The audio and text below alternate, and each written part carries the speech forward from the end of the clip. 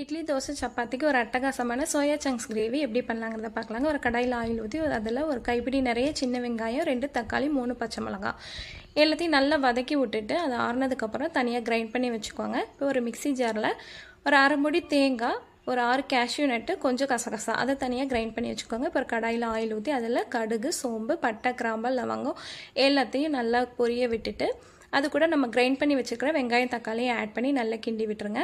இப்போ chilli powder, மஞ்சத்தூள், மல்லித்தூள் அதை ஆட் பண்ணி நல்லா ஒரு கொதி வர விடுங்க. ஒரு கொதி வந்ததுக்கப்புறம் தேவையான அளவு உப்பு ஆட் பண்ணி நம்ம கிரைண்ட் பண்ணி வச்சுருக்கிற தேங்காயை ஆட் பண்ணி ஒரு கொதி வரட்டும்.